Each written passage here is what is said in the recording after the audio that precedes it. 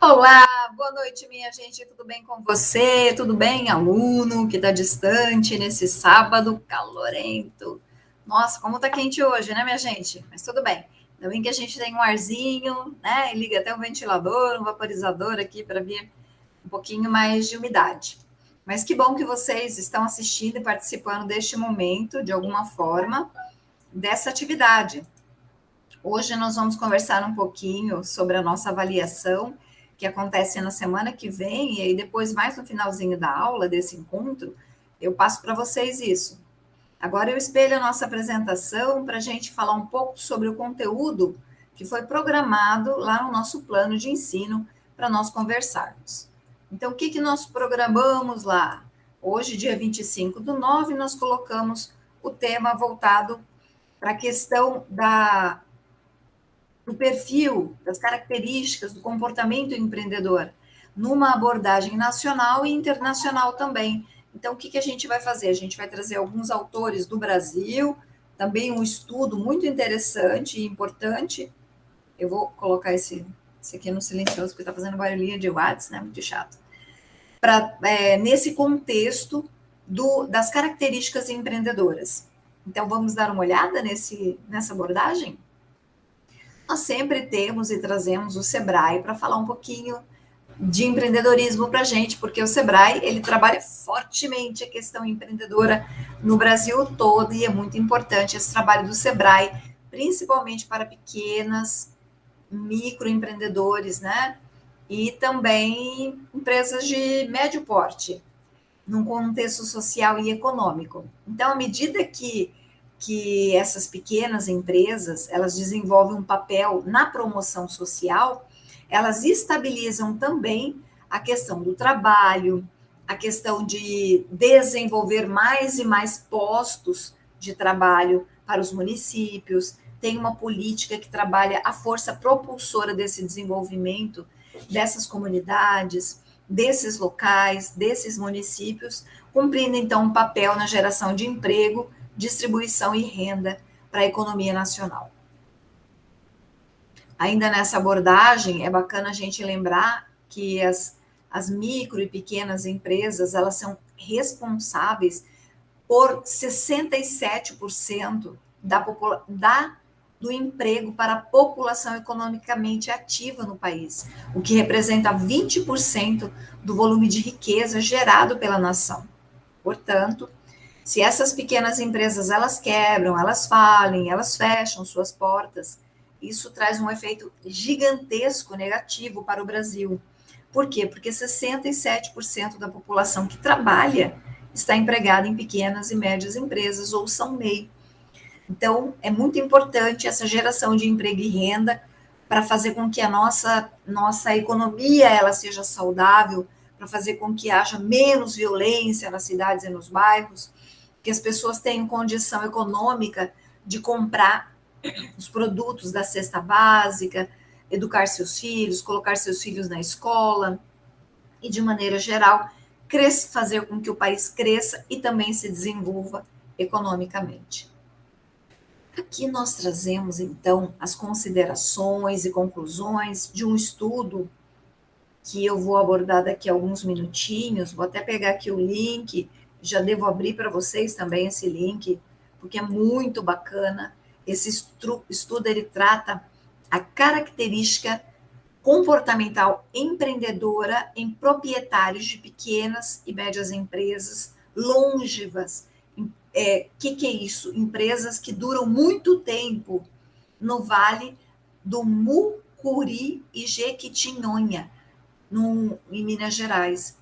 Observação, eu vou enviar isso aqui também, não siga para a gente, tá? Então, eu vou colocar aqui, vou abrir mais uma aba aqui no nosso Google e coloco esse trabalho para a gente abrir. Vocês vão receber esse trabalhinho lá, mas ele pode ser baixado aqui também, fazendo esse download, né? Já está baixando, olha. Esse trabalho é muito interessante, porque ele foi desenvolvido, foi apresentado, inclusive, num congresso, mas ele foi desenvolvido por professores que são mestres, doutores em administração, em programa de pós-graduação de administração, lá da Universidade Federal de Lavras, esse aqui de Novo Horizonte, e esse outro professor também de Novo Horizonte também é mestre. Então, esses 3 professores, eles conseguiram fazer uma pesquisa muito grande para traçar as características comportamentais e empreendedoras desses pequenos e médios proprietários de sucesso, de empresas que crescem, que sobrevivem no mercado por muito tempo. Vamos ver quem está entrando aqui. Olá, tudo bem? Entrando aqui na nossa aula, vamos permitir. Gabriele. Olá, Gabriele. Tudo bem, Gabriele? Boa noite, prof. Tudo bem com Que bom que você veio. Boa noite. Eu comecei a fazer a apresentação porque eu pensei que não viesse ninguém, mas que bom que você veio. Que bacana.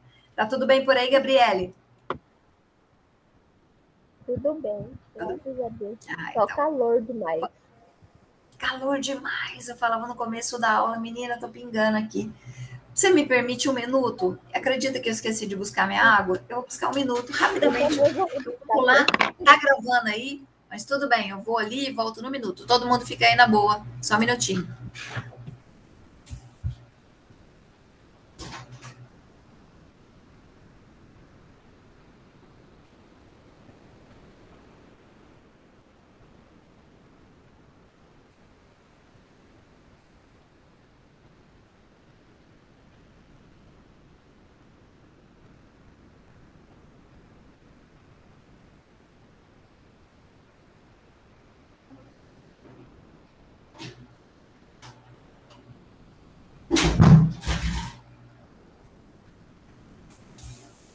Agora sim, aqui um minutinho atrás, antes de eu começar essa gravação, eu estava com minha mãe lá na cozinha aqui de casa e a gente tomou um açaí. Depois tomamos um pouquinho de chá, tomamos água. Então tinha tomado muita água, só que não dá para falar sem água, né? Vocês sabem disso. Conseguiu pegar sua água, Gabriele? Sim. Eu também peguei um copinho aqui. Tudo bem. Então eu volto aqui na nossa apresentação. Eu já espelhei aqui para a gente, estava falando sobre a tratativa da aula de hoje. A gente vai falar sobre o perfil e características do comportamento empreendedor. Lá na aula do dia 8/9, a gente já tocou nesse assunto, mas não aprofundamos. Hoje, nós vamos trazer as características nacionais e internacionais numa tratativa, num trabalho muito bacana, desenvolvido por uns professores, que eu acabei de espelhar e abrir aqui, olha só, lá do Vale do Jequitinhonha, em Minas Gerais, que ele trabalha, Gabriele, as características comportamentais empreendedoras em proprietários de empresas, de pequenos negócios, mas que têm muito tempo, então longevas, que têm uma longevidade muito grande. Então, são esses 3 professores que fizeram esse artigo, são 2 mestres e um doutor. Então, o que a professora fez? Eu separei a base científica do trabalho para a gente.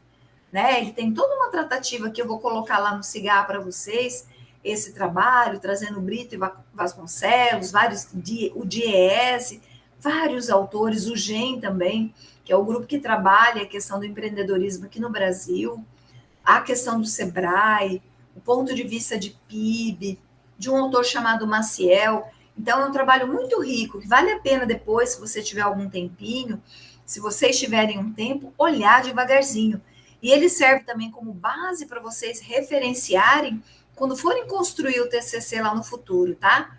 Fala sobre o empreendedorismo e o empreendedor. Ele tira um bocado de mito aqui, Schumpeter, a importância dele, McLean, que trata vários pontos de vista que a gente já utilizou aqui na nossa aula. Falamos muito sobre esse autor, Tonelli também. Falamos quase sobre todos esses autores, mas o que nós vamos exatamente ver? A gente vai falar, esse primeiro quadro, nós trabalhamos ele todinho na aula do dia 8, que são a categoria que trabalha as características comportamentais, que o McLean fez esse recorte, né? Identificou em uma pesquisa muito grande que ele fez lá em 72 ou 1972.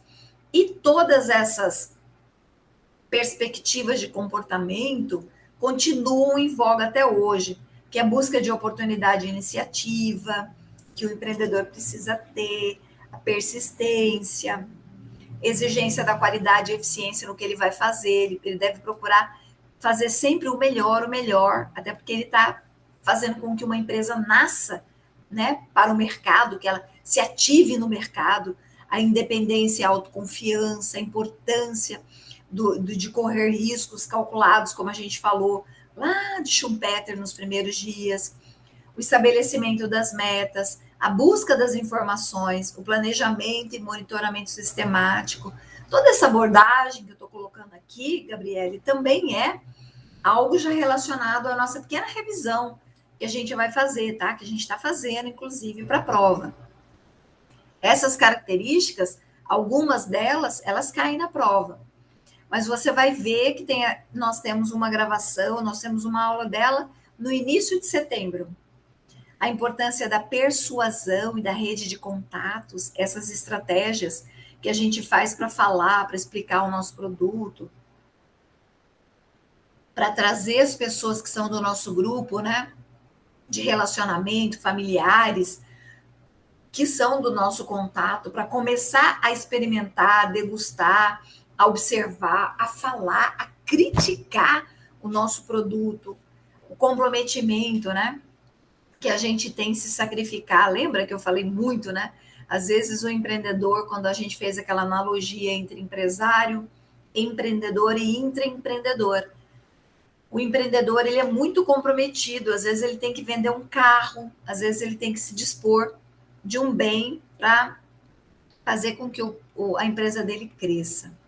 Então, aqui tem um outro quadro, que é uma síntese das características dos empreendedores. Isso aqui não cai na prova, mas é bacana a gente ver. Olha, ele vai pontuar todos esses autores, inclusive alguns brasileiros, uns que são de fora do Brasil, todos eles numa tratativa do empreendedorismo. O que a gente vai falar hoje no nosso encontro é sobre os trabalhos recentes no mercado internacional e no brasileiro com relação às características empreendedoras, tá? Então, eu já coloquei isso aqui no nosso slide. Eu quis abrir só para a gente dar uma olhadinha, né? Entender um pouquinho do que a gente está falando. Tudo bem, Gabriele? Tudo bem. Hã? Tudo bem. Dei uma resumida no que a gente já viu, tá? É importante a gente lembrar que o empreendedorismo é uma força propulsora para a economia dos países. Para o Brasil, ela é extremamente importante, porque segundo o pesquisas aqui no Brasil, as pequenas e médias empresas brasileiras são responsáveis por 67% de emprego, de empregar pessoas, a população economicamente ativa no país, que contribuem com 20% do volume da riqueza gerada pela nação. Então, é fundamental. Você já pensou? 67% de pessoas que são empregadas no Brasil inteiro, elas estão em pequenas e médias e microempresas, né? Então, é muito importante. Se essas empresas, elas quebram, se elas fracassam, se elas têm resultados negativos, e muito disso a gente viu, né? Muitas empresas não conseguiram sobreviver à pandemia, isso impacta negativamente em todo o desenvolvimento e crescimento da economia do país. Aqui, nesse quadro, eu trago eu vou até subir isso daqui, porque vou ter que subir isso daqui mais um pouquinho, tá? Para você conseguir ler. Não sei por que ficou tão grande. Agora começam as considerações daquelas conclusões lá do estudo que eu trouxe para a gente hoje, tá? Esses autores, Gabriele, tá ouvindo? Sim, tá, a internet tá meio cortando aqui. Tá desde tá. que eu tenho assim, mas eu tô aqui. Tá. esses autores aqui, o Lee e o Lin, eles investigam o impacto da orientação empreendedora sobre o desempenho de small business de services. O que é isso, de serviço? Eu até coloquei uma colinha aqui, ó. É ISBS. Pode considerar só SBS, que significa Pequena Empresa de Serviços Integrados. São empresas, Gabriele, que elas ajudam a manter grandes empresas. Por exemplo, se você trabalha num banco, o banco ele tem uma atividade fim que é financeira, que é trabalhar toda a questão da distribuição do dinheiro, da movimentação das contas, desse capital, do empréstimo, dos juros para emprestar esse dinheiro, de como isso acontece, como ele vende esses produtos, seguro que o banco vende, e uma série de serviços que ele tem. Então, ele contrata, ele terceiriza, ele chama outras pequenas empresas que integram o serviço dessas grandes. Por exemplo, para fazer limpeza, por exemplo, para fazer o recrutamento das pessoas que vão trabalhar no banco. Não precisa ser o banco, eles podem contratar uma empresa para fazer recrutamento. Por exemplo, para fazer algumas questões que podem ser de relacionado a algum despacho, aduaneiro, alguns bancos, como o Banco do Brasil, pode ser ele mesmo a fazer, mas ele pode contratar um despachante aduaneiro. Então, ele contrata outras empresas menores que integram o serviço dessa corporação maior, que é o banco. Então, esse estudo de investigação, de orientação empreendedora, para essas pequenas, esses small business services, de serviços, eles caracterizam proprietários que influenciam todo o desempenho, que contribuem para essa orientação empreendedora dos grandes negócios. Então, esses dois autores, eles estudam essas características. E é interessante, né? Porque geralmente a gente pensa na grande corporação, que é o banco, que é a indústria, que é a Unemate, por exemplo, grandes empresas do agronegócio, mas a gente não olha muito fortemente as empresas do entorno, que fazem com que esse negócio ele aconteça de fato. São muitas empresas, desculpa, micro e pequenas que contribuem para o serviço dessa maior, de manutenção, de assessoria, de limpeza, de segurança, várias pequenas empresas que contribuem para que essa empresa maior ela chegue a realizar a atividade fim dela com mais eficiência e eficácia. Então, essa é uma característica empreendedora importante. Outra é desse autor aqui, esses dois autores, Wing e Leong, eles avaliam o impacto do sistema do pensamento empreendedor para assumir riscos na propensão ao comportamento empreendedor na China. Olha que coisa louca, né? Então, esse foi um estudo que eles fizeram para entender por que os chineses, quais são as características, quais são as propensões do comportamento empreendedor do chinês para empreender. Então, ele faz um sistema de experiência que influencia positivamente essa propensão em assumir riscos e negativamente no comportamento empreendedor. Já o sistema racional provoca efeito contrário ao anterior. O que ele diz aqui nesse estudo, o que esses dois autores levantam?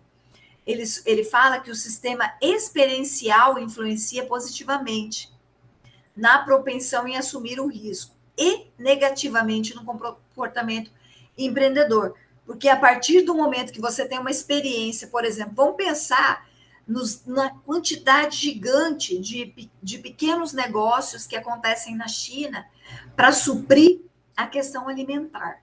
Então, como se fosse numa rua inteira, você olhasse um monte de barraquinha, vendendo peixe frito, sushi, sashimi, bolinho de não sei o quê, bolinho primavera.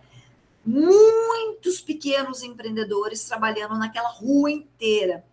Essas pessoas, elas são influenciadas positivamente pela característica a continuar esse negócio baseado na experiência do negócio que elas nasceram, dos pais, avós, entende? Então, isso é positivo para a propensão de correr risco, mas para a questão racional, exerce um efeito contrário. Por quê? Porque na questão racional, esse estudo foi feito para levantar se esses negócios cresceram.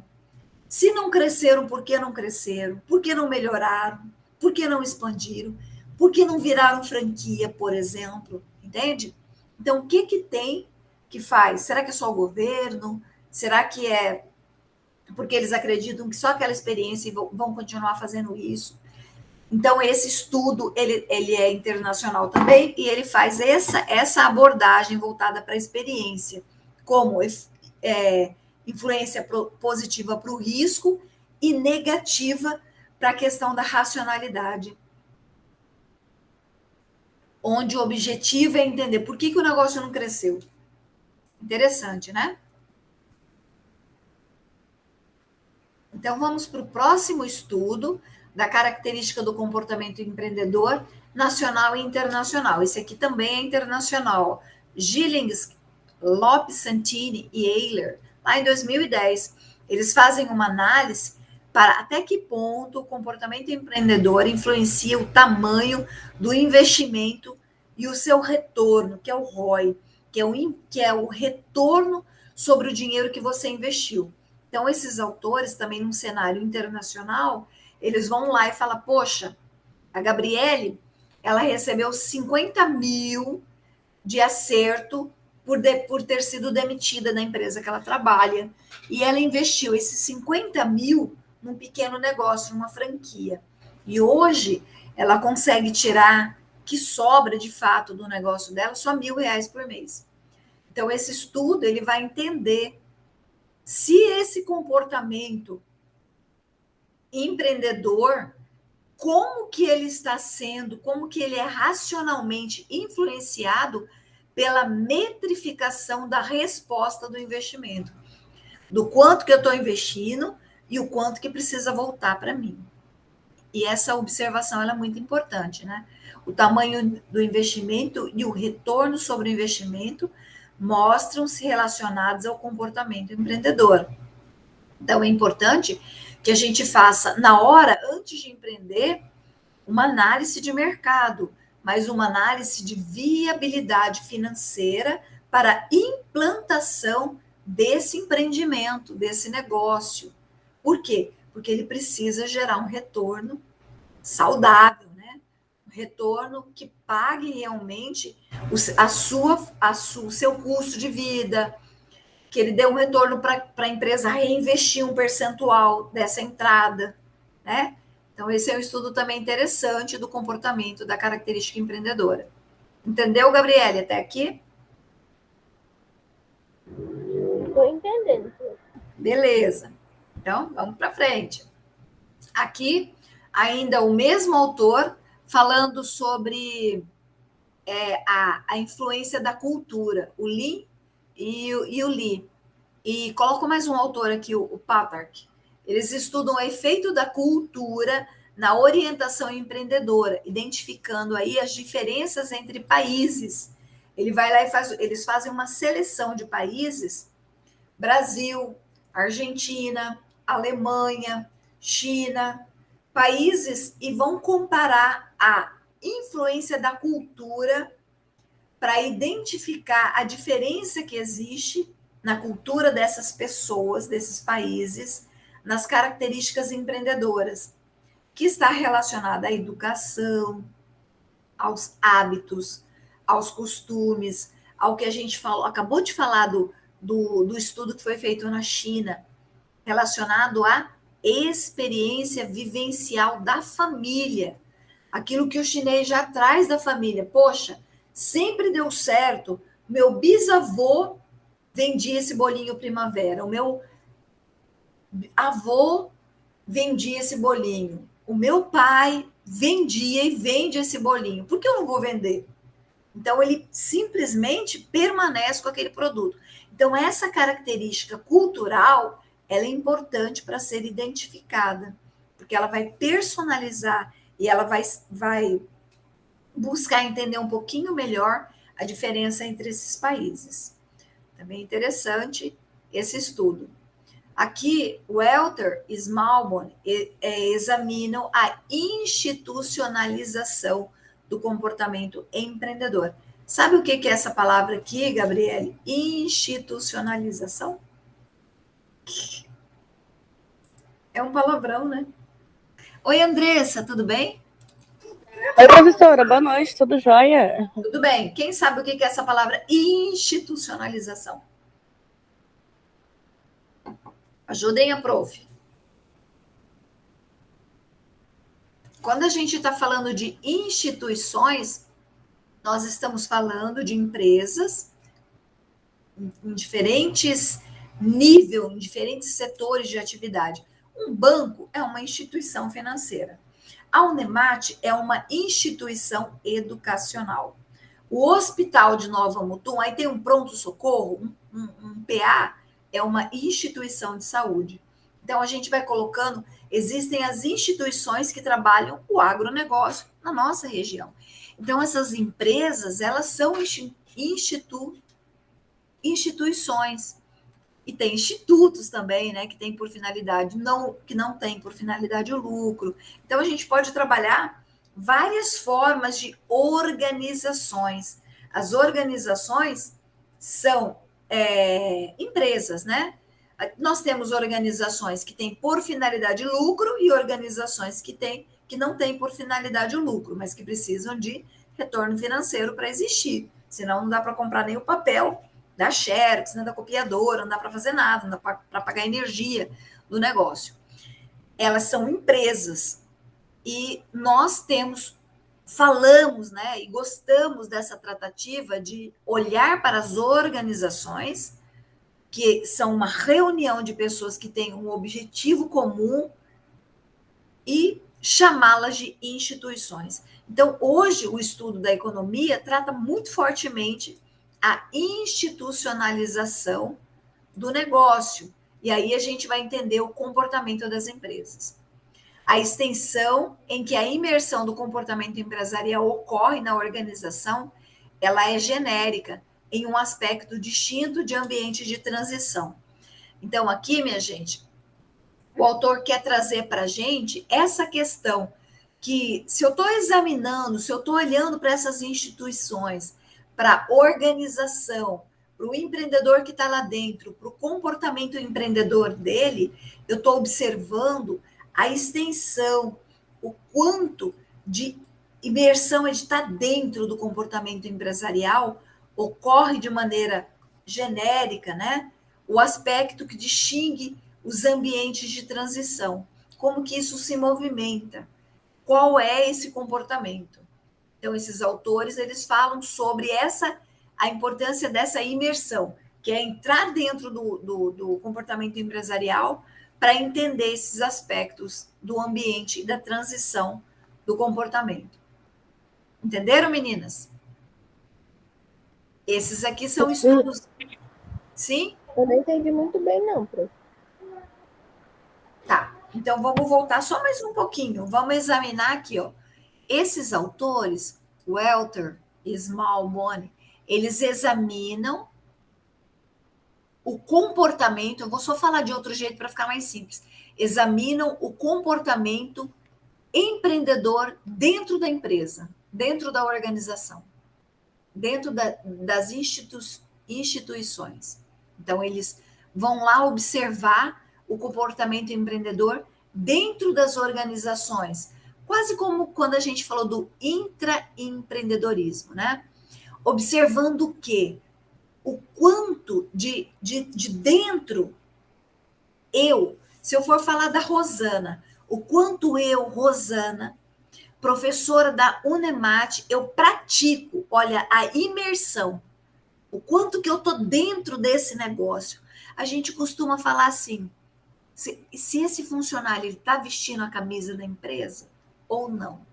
Então, quanto que ele veste a camisa, que ele está imerso, que ele está dentro, que o comportamento dele, enquanto pessoa que está lá nesse negócio, nessa empresa, ele tem esse comportamento empreendedor.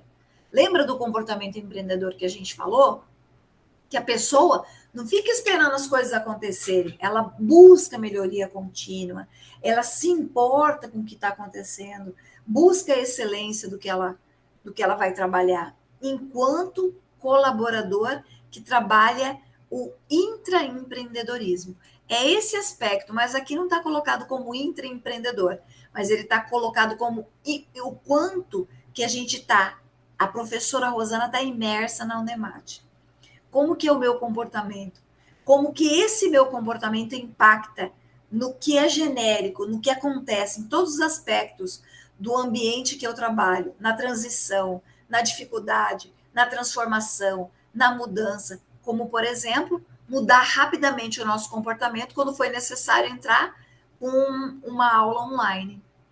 Tem muita gente que trabalha em outras instituições que tem muito problema para fazer o que a gente está fazendo aqui na Unemate, que é imergir, né? Entrar nesse comportamento que é um comportamento empreendedor. O nosso comportamento enquanto professor aqui da Unemate, vocês vão observar, a maioria deles é empreendedor. A pessoa vai buscar, procura, fica de madrugada, aprende, faz tutorial. Então, isso é uma questão de transição. Isso é uma questão de transformação do ambiente. Isso está acontecendo constantemente em todas as instituições, em todas as organizações, em todas as empresas. Não é na Unemate, não é no agronegócio. Em todas as empresas, todo tipo de negócio acontece fortemente mudança, transformação, transição. E aí esses autores eles foram entender esse comportamento aqui empreendedor da empresa na transição e a imersão do funcionário. Deu para entender agora? Entendi. É só o jeito, minha gente, que o autor escreve que é complicado. Mas o que ele quer dizer, a gente já meio que falou isso, né? A gente só está confirmando. Por quê? Porque eu estou trazendo um estudo que complementa o estudo que vocês já fizeram sobre as características do comportamento empreendedor que a gente já fez naquela aula, né? Que eu passei bem rapidinho aqui no comecinho da aula. Sim? Alguém fez uma pergunta? Andressa, tudo bem? Você? Tudo jóia, professora. Só foi que eu entendi também. Tem mais gente aqui? Deixa eu abrir aqui. Não, né? Somos só nós. Então é isso. Vamos voltar ali. Falta mais um pouquinho para a gente falar sobre esse comportamento empreendedor e essas características que são tão importantes. Klein, Alves e Pereira. 2013. Brasileiros, né? A gente está falando, então, do comportamento empreendedor num panorama mundial e também ali entram autores brasileiros que trabalham fortemente essas características do comportamento empreendedor. O que eles fazem, esses três autores? Eles analisam as características empreendedoras e valores. Olha, entrou uma palavrinha diferente, dos gestores e colaboradores de empresas que trabalham incubadoras de tecnologia de Santa Maria. Sabe Santa Maria, aquela cidade que tem aquela universidade tão famosa, onde aquelas pessoas morreram numa boate que pegou fogo? Lembra? Então, é dessa cidade que a gente está falando.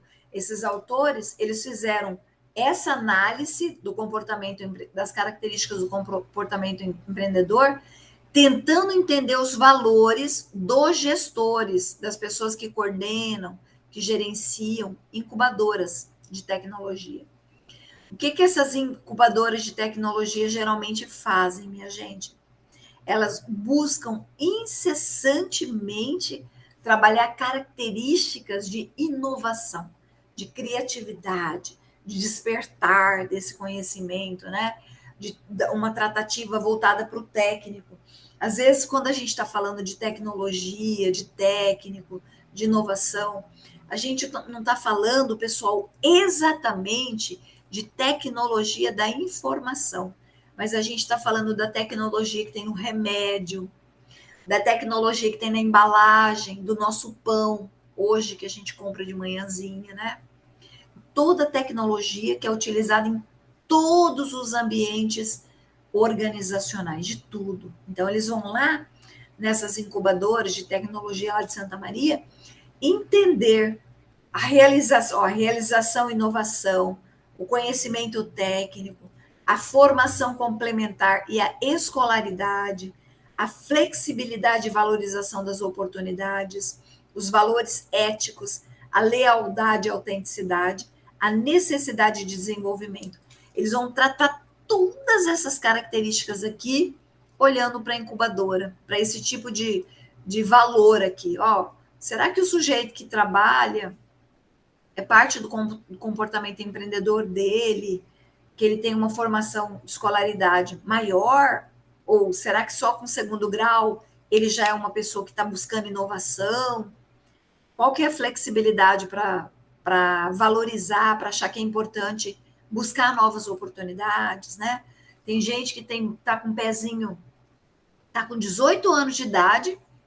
Eu vou falar uma característica que eu tenho um pouco de medo, que começa a fazer uma aula, uma faculdade, entra num curso como esse, de contabilidade, e a primeira coisa que ele fala para a prof é assim, ó, eu estou procurando estabilidade.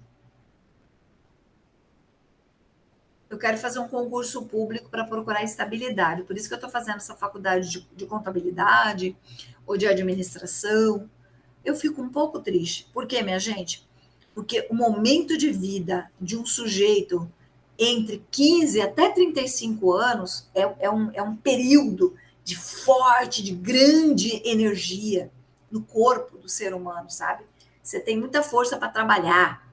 Então, é muito importante que, nesse momento, a gente tenha essa palavra aqui, ó, na cabeça, inovação. Que a gente busque o conhecimento, buscando a inovação e tentando romper algumas coisas que a gente foi condicionado a ter estabilidade, porque o mundo não dá estabilidade para ninguém. A estabilidade está no conhecimento. Quanto mais eu conheço, mais eu consigo desenvolver experimento, habilidade, né, jeito de fazer, porque quando você conhece uma coisa, meninas, Andressa, Gabriele, quando você conhece uma coisa, o que você fica? Você fica curiosa. Eu conheço a fórmula para fazer esse pão de beterraba.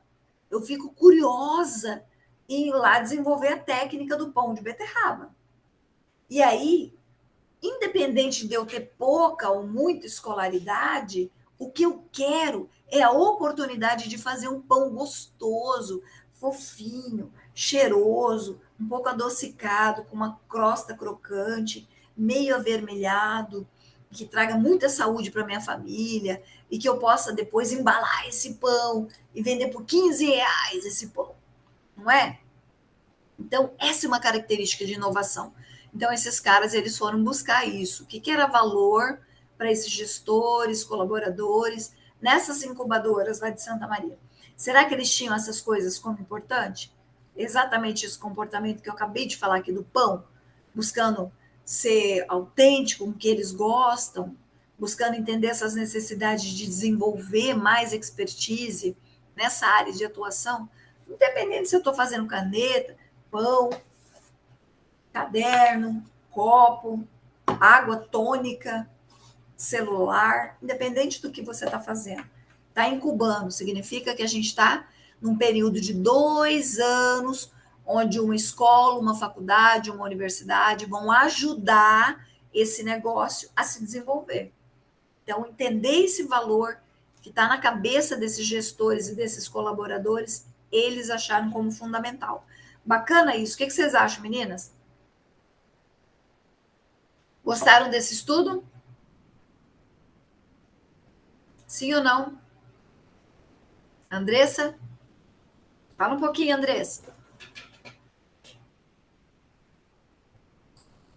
Gabriele? Oi, professora, eu tô aqui.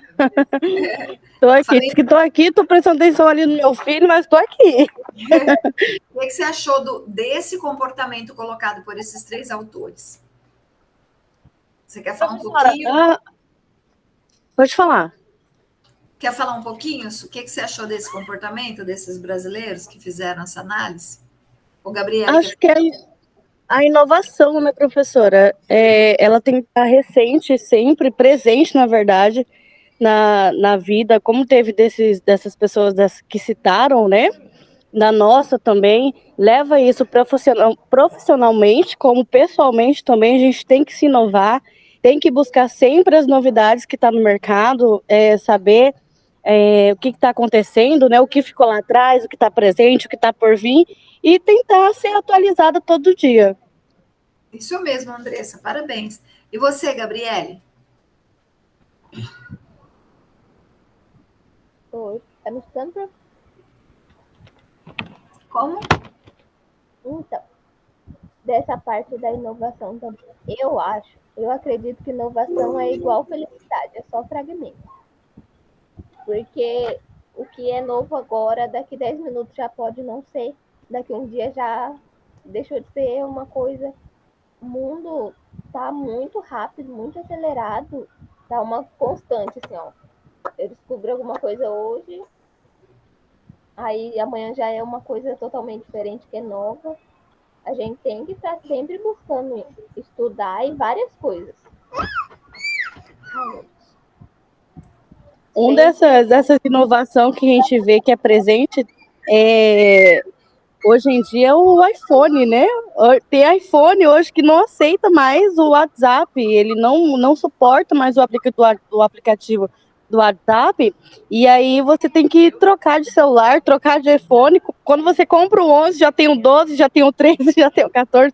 Então, assim, a inovação não para, ela está presente todo dia, cada momento da nossa vida. E se a gente ficar para trás, a gente vai ter que trocar o iPhone. É isso mesmo, bacana, meninas. Marketing também, para vender, o que chama atenção é o que mais vende, né? Eu olhando um bolinho lá, um bolinho simples, e olhar um bolo todo decorado, bonitinho, qual que eu vou querer comprar? E, nossa, tem tecnologia em tudo mesmo. No plástico estão tentando fazer. A Natura, ela tenta fazer, reduzir, né, o uso de plástico, ela reutiliza os plásticos. Epa. Eu confio muito nos produtos da Natura e gostei dessa analogia que você fez com o produto da Natura, importante. Mas o bolo, nem sempre o bonito é bom. Eu gosto verdade. tanto de bolo, eu sou tão desesperada por bolo, que às vezes eu vou comer um bolo assim, cara, chega a pagar R$ 15 numa fatia de bolo em algumas confeitarias. É péssimo quando a gente ilude o Doce estômago, demais, né? não tá legal. O pior tipo Eu de acho ilusão é o que ilude o estômago. Porque você fica imaginando o sabor, e chega um trem ruim. Ai, que ódio. Amanhã é um dia que eu vou comer bolo, vai ter um aniversário aqui, tô tão feliz que já vou comer o bolo. Fico esperando que seja bolo com recheio de abacaxi ou de coco, né? Que não fica muito enjoativo. Porque eu gosto de doce, mas observa meu corpo, eu sou um pouco magrela, assim, significa que eu como um pouquinho de doce, né? Então, esse pouquinho tem que ser perfeito, no meu ponto de vista. Eu tiro tudo para comer só o bolo com aquele recheinho de dentro. Daqueles de fora eu não gosto muito, não, muito doce. Então, bolo é uma coisa que me engana muito. A inovação também, a tecnologia, a nanotecnologia, que é a tecnologia voltada para, gente, muito utilizada no remédio, para coisas muito pequenininhas que vão fazer uma diferença gigantesca lá no seu organismo. Essa tecnologia está muito em voga. Então, quando a gente vai estudar, a gente vai buscar essas tecnologias para inovar no nosso produto. É um pouco do que você colocou, Gabriela. Inovação hoje pode não ser amanhã, mas a gente tem que inovar o tempo todo. Que não seja só no conteúdo do produto, ou na embalagem do produto, mas no processo é muito importante, principalmente atualizar a forma como eu entrego esse produto, né, como eu faço a distribuição, por que aquele cliente não recebeu, por que aquele cliente que foi ser atendido aqui na confeitaria, que tinha um bolo, não saiu satisfeito. Tem um lugar aqui em Cuiabá que é maravilhoso, é lindo. Eu já tentei comer nesse lugar 3 vezes, até hoje nada me satisfaz. Nem o doce, nem o cappuccino que eu amo. Porque tudo para mim lá é muito doce. E eu não sei o que acontece com aquele povo que eles põem tanto doce. Então a gente precisa, sempre que você vai fazer alguma coisa, Gabriela e Andressa, é para muitas pessoas, não é o seu gosto, é o gosto do cliente. Para a gente fazer o gosto do cliente, como que a gente faz? Pesquisa de mercado. Tem muita gente doente porque está comendo muito trem doce, né? E eu posso quase que garantir que a maioria das pessoas hoje estão precisando diminuir um pouquinho o doce. Então, a gente tem que levar o nosso negócio já para essa tendência. Vamos ter um negócio que muito doce para quem gosta de muito doce, um mediamente para quem gosta de mais ou menos, e um pouco doce para quem gosta, entende? Para atender os gostos. Porque vai chegar cliente de tudo quanto é jeito, e a gente tem que atender. Senão, não pode ser uma pessoa que nem eu, porque a maioria das pessoas, elas batem uma vez. Se você gastou dinheiro e você não foi bem atendido, o que você faz? Você não volta, né? Essa é uma característica. Agora, se você, mesmo que você não tenha sido, não comeu o que você queria comer, mas você foi bem atendido, com carinho, você foi com vontade de voltar, dá mais uma oportunidade para a pessoa, né? Para o dono do negócio, fala, dá mais uma Perfeição é a oportunidade. que fica, né? Em todos os sentidos. Em todos. É, a gente é muito humano nesse sentido. Poxa, o lugar é tão gostoso, tão fresquinho, tão bonitinho, a pessoa tão boa, né? Tão educada. Mas o produto. Ah, eu vou voltar outro dia aqui. Acho que eu não dei sorte. Aí outro dia você volta para comer o negócio. Você comer de novo e for ruim, aí você não volta mais. Aí tem jeito. Essa é uma questão muito forte em quem mexe com alimento. Tem que trabalhar muito forte isso aqui. Não pode ter erro. Então, esses autores, eles falam isso. Nossa, ainda temos muitos autores. Vou passar mais rápido, tá, meninas? Esses dois aqui, ó, Weismer, Summer, eles examinam o comportamento empreendedor das empresas familiares e tentam replicar os estudos de Camerson e Cadleston. Então, esse autor, ele tentou replicar o estudo desses dois autores. O que eles fazem, esses dois? O trabalho dele compara o planejamento estratégico da pequena empresa familiar e revela um espírito empreendedor que repercute no seu comportamento empreendedor. Legal. Eles fazem só isso daqui. Eles vão lá observar o que a professora acabou de falar sobre o chinês. Existe um espírito empreendedor no bisavô, no avô, no pai, e agora que vai passar para o neto. Um espírito empreendedor. Então, entender que quem está escrevendo esse planejamento estratégico do negócio é de uma empresa familiar, que vem durante esses anos.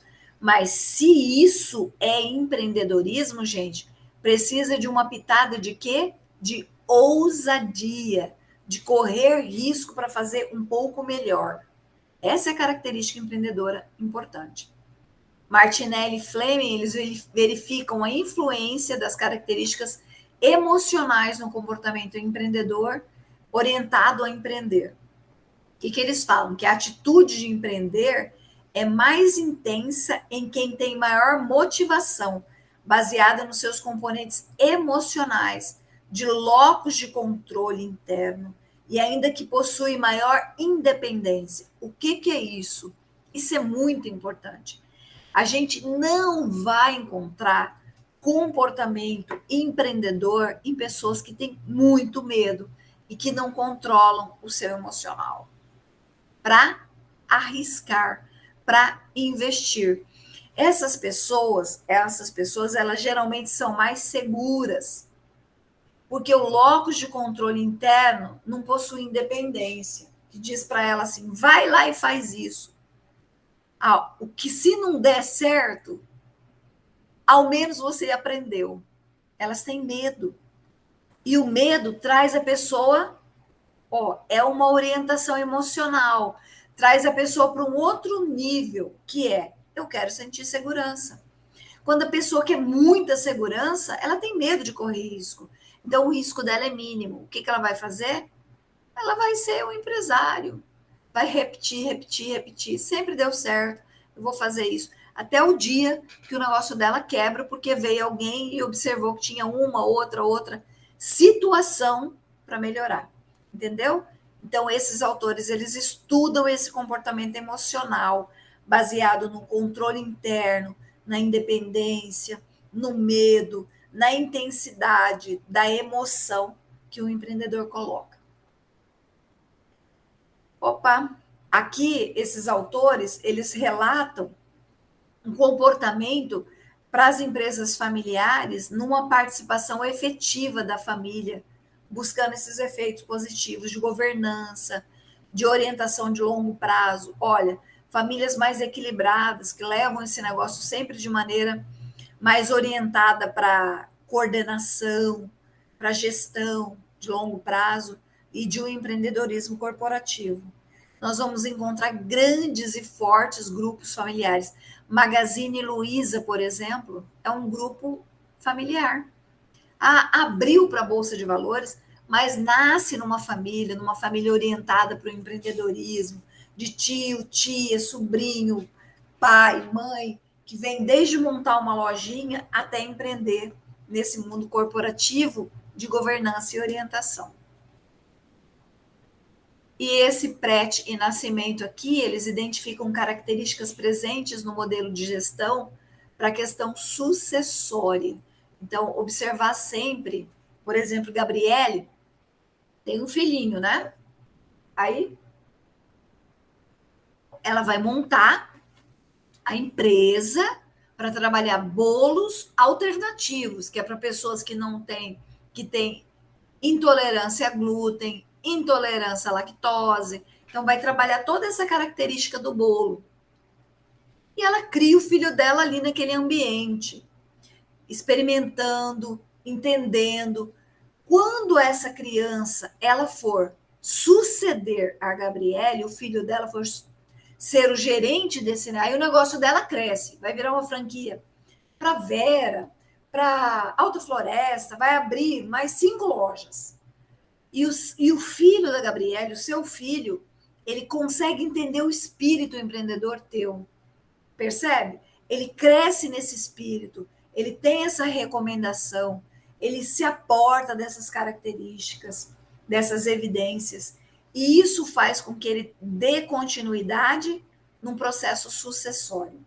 Por que é difícil, às vezes, uma empresa que deu certo com o pai dar certo lá na frente com o filho? Porque o pai, o que ele faz? Ele fala, eu não quero que o meu filho se sacrifique, trabalhe tanto como eu fiz. Eu vou pôr o meu filho nas melhores escolas. Aí põe o filho na escola tal, põe o filho para fazer jiu-jitsu, capoeira, sei lá, natação, inglês. O guri nunca vai na empresa trabalhar. O guri vive para estudar, para fazer esporte, final de ano, o pai pega, vai fazer uma viagem, sei lá, para Disney, porque a empresa foi crescendo. Então, como que esse guri vai suceder o pai? Não vai suceder. Quando ele pegar, ele pode ser até um bom gestor, mas se ele nunca experimentou, é difícil essa empresa se tornar uma empresa de 100 anos. Longevidade, empresa com 50, com 100 anos. Por que essas empresas são fortes? Porque tem uma perspectiva do sucessor trabalhar, comer um pouquinho do pão que o diabo amassou, que a gente usa, né, falar, sofrer um pouco no negócio, porque traz esse desafio, essa força para o sucessor. E ele consegue se colocar no papel do outro, no papel da pessoa que vai trabalhar o bolo, né? No papel da pessoa que vai trabalhar na lavoura. Ele não fica só no escritório. Porque o cara que fica só no escritório, minha gente, ele nunca vai entender o que é o sol queimando na sua cabeça. Esses produtores da região de vocês, hoje, se eles estão no escritório, você pode ter certeza absoluta que eles viveram na lavoura. O cara fala, o cara é milionário, mas vai ver o tanto que o cara já sapecou no sol. Eu fui numa fazenda de um povo milionário, lá no noroeste do Mato Grosso, e uma menina que estava comigo, ela tinha 32 anos de idade, andando comigo para cá, bonita, sabe, loira, de olhos azuis. E ela, cara, ela tinha a mesma característica da pele que eu. Nessa época, eu acho que tem uns 7 anos isso. Minha pele ainda estava melhor do que está hoje. Minha pele é boa para uma pessoa de 54 anos. Mas a pele dessa menina estava com as mesmas marcas. Então, era uma menina ainda, com aquela pele. E aí, quando ela me falou a idade, quase que eu caí dura. Porque eu pensei que ela tivesse a minha idade. Ela tinha o mesmo porte, fez tudo igual, só que ela era loirinha. Mas você imagina o quanto que essa criatura já subiu no trator, já pegou caminhão para ir lá buscar não sei o que para o pai, entende? Então, são filhos que têm esse processo sucessório aqui na veia. Eles sabem o que é sapecar no sol, eles sabem o que é ter que, às vezes, ficar até um horário da noite em cima do trator. Eles sabem o que é ajudar numa colheitadeira, o que é ficar sábado e domingo observando uma plantação, ou mesmo o gado, porque a natureza ela não tem sábado e domingo, não tem feriado. Não tem. Vai chover, gente, e a gente tem que plantar. E não importa se é sábado, se é domingo, se é de noite, tem que plantar. Porque se não plantar, não vai crescer. E tem que aproveitar a chuva. Se não crescer, não vai amadurecer. Se não amadurecer, a gente não colhe para vender. E a gente quebra. O país, o Brasil, ele depende disso. Todo um ciclo de desenvolvimento do Brasil se dá a partir do agronegócio. É muito forte isso. Então, é importantíssimo, é determinante que você, em determinado período do dia, você que vai abrir seu negócio de bolo, você que vai abrir o seu negócio, leve sua criança para observar. Estou falando que você vai botar a criança para trabalhar, mas é observando, é ficando ali, que ela começa a ter gosto pelo negócio, que ela começa a compreender o quanto que o sol é quente, ou que o sistema de frigorífico que o pai dela trabalha é gelado, porque todo tipo de sofrimento que passa pela emoção se transforma em aprendizado. Aliás, aprendizado é emoção. Não existe aprendizado sem emoção. Sabe por que vocês estão aqui na aula? Porque existe um desafio para vocês crescerem. A gente precisa se sacrificar. E sacrificar é emoção, é um tipo de dor. Lembra que suas mães, os pais falam é por bem ou por mal? Sempre o crescimento, todo o nosso crescimento é disruptivo, passa por algum tipo de dor e de prazer que é diferente. Eu tenho prazer de estar aqui falando com vocês hoje, mas para esse prazer eu tenho que sacrificar um outro prazer, que é talvez estar lá fora comendo um churrasquinho com meu filho, ou estar na casa da minha mãe tomando uma sopinha com ela, ou estar lá na pizzaria comendo uma pizza, né, com a minha outra filha. Não é isso? É sempre isso. Então, essa característica que esses autores colocam de processo sucessório, ele só é determinante porque essas pessoas que vão suceder, elas conseguem entender essa característica empreendedora de comportamento. Não é só literatura, não é só eu ir para Harvard e aprender que eu vou ser best para conseguir transformar a empresa em uma empresa ainda maior. Não. De qualquer forma, eu tenho que sentir um pouco desse negócio. Bacana, né, meninas? Aí Maciel fala um pouquinho sobre o desempenho empresarial, sobre uma influência positiva e a questão da hierarquia também, das capacidades e do comportamento. Repete um pouquinho, mas é legal. Aqui está o artigo, ele se chama Característica Comportamental Empreendedora em proprietários de pequenas e médias empresas longevas no Vale do Mucuri, Jequitinhonha, Minas Gerais. Eu vou colocar esse artigo que já está aqui, tá? Lá no Siga para vocês. O que a professora viu? Aqui é o site que a gente usou para tirar algumas. Tem algumas dúvidas, algumas perguntas. Eu agradeço a participação, mas eu quero saber de vocês. Quais são as dúvidas? Quais são as perguntas? Tá tudo bem até aqui? Tudo jóia, professora, por mim. Tudo ok. Tudo bem, Gabriele? Eu acelerei um pouquinho, porque eu quero mostrar mais uma coisa para vocês. Ai, não era para... Vou voltar. Eu vou voltar aqui, tá? No modo de apresentação. E eu vou só fechar, compartilhar de novo. E eu vou entrar aqui, pessoal. Vai começar a compartilhar na nossa pastinha, né? Abaixo essa, entro de novo, Juara, volto, na área de trabalho. Aí vou na pastinha de vocês aqui, que é essa daqui, ó. Isso aqui, tudo a professora já fez. Na verdade, vocês receberam assim, ó. Aula 1, aula 2, aula 3, aula 4, aula 5, aula 6. Vocês receberam isso aqui, tá, gente? Vocês só receberam esse PDF. Porque eu faço a aula no PowerPoint, transformo no PDF, faço uma imagenzinha para postar para vocês lá na hora que eu levanto para o YouTube. O que vai cair na prova? Vai cair essa aula 1, empreendedorismo, que a gente falou o conceito, tá?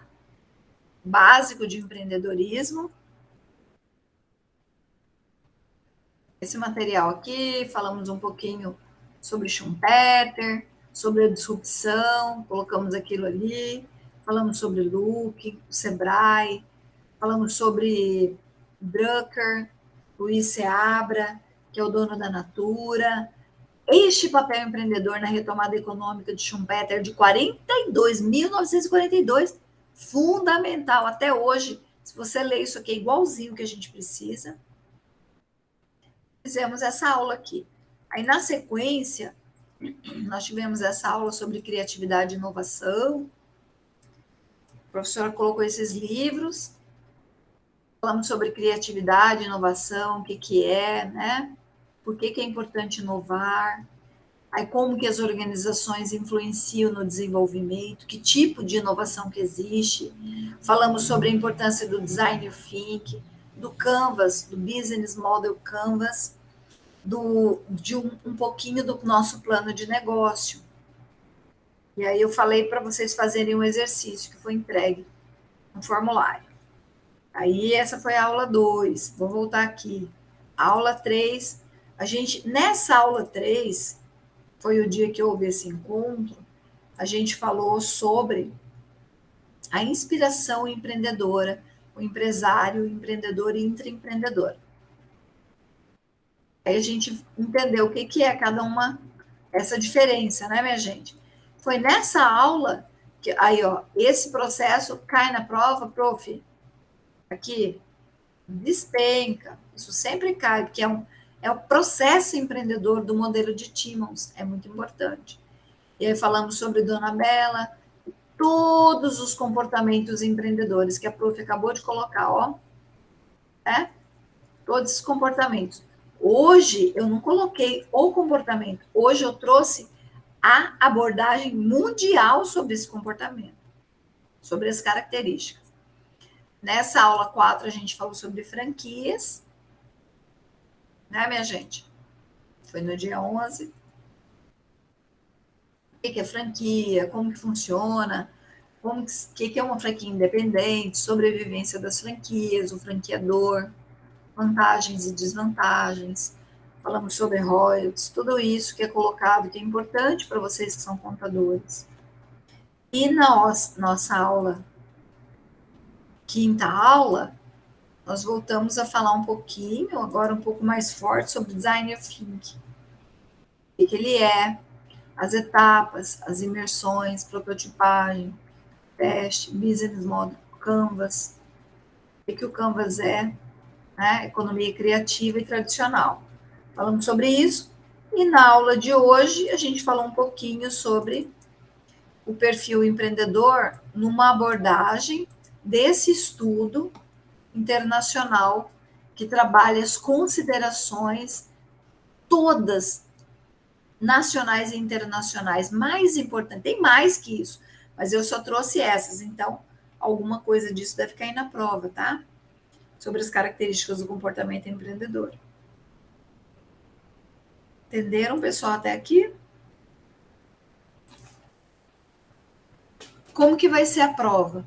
Eu geralmente coloco a prova num dia, e aí a gente coloca 24 ou 48 horas, dependendo do grau de dificuldade da prova. Como vai ser uma prova de objetiva, ou seja, ela tem questões que você vai marcar com X, porque tem a subjetiva, que você pode descrever. Então, eu vou deixar de um dia para o outro. A gente vai abrir a prova às 19 horas e eu vou deixar até as 23 horas do outro dia para fazer. Então, ai, prof, eu não tenho tempo de fazer à tarde. Você vai fazer que horário? Ou vai fazer nesse horário da prova, da aula, que eu vou deixar para vocês, só vou abrir a prova, vou deixar, ou na aula do próximo dia, né? Ou à noite até meia-noite do outro dia. Então, vai ter um pouco mais que 24 horas para fazer, que vai abrir às 19 e encerra às 24 horas daquele dia. É tempo suficiente, né, minha gente? Então, vai ter tipo umas 28, 20, 30 horas mais ou menos para fazer. Dá tempo, não dá? Dá sim, professora. Prof, vai Tranquilo, ter né, Gabriele? uma Bacana. tentativa. Só de marcar com X, 10 alternativas. Pessoal, essa prova vale 7 e as outras atividades que nós fizemos são os outros 3 pontos. Então, quem não entregou alguma coisa que foi pedido, dá uma olhada lá nas aulas, tá? No finalzinho delas, todas elas têm alguma coisa que a gente pede, alguma coisinha. Então, manda que dá tempo ainda. Quando que eu tenho que entregar tudo isso? Tudo que foi pedido e mais a prova até esse dia da prova, tá? Que a professora vai entregar. Por quê? Porque depois eu vou corrigir a prova de vocês, eu tenho que lançar no SIGA. Aí eu vou entrar lá no e-mail, que é onde eu pedi para vocês enviarem dessa vez, porque da próxima vez eu vou usar mais o SIGA, a pedido de uns alunos aqui que acham melhor. Então vamos seguir o que o pessoal acha melhor. Então, Já tem a data da prova, professora? é a semana que vem, na quarta-feira da semana que vem, eu acho que está lá no nosso calendário. É dia 22. Começa 22 e termina 23. É isso, né? Começa 22 e termina 23 à noite. O dia? Não, Como? né? O dia vai dar dia 29, não é? O dia da prova? É dia 29, Vai né? 22. Dia 22? Prof, hoje não é dia 25? Vou abrir aqui rapidão, minha gente. Só para a gente não ter dúvida, tá? Aqui no nosso material. Porque às vezes eu estou falando e é a outra turma que tem nessa data. Que é tanto, né, minha gente? Fala sério. Tem tanto plano que a gente acaba se equivocando. Então, vou abrir aqui rapidão. A gente olha aqui. Esse aqui é o plano de vocês, tá? Vou lá rapidinho lá embaixo.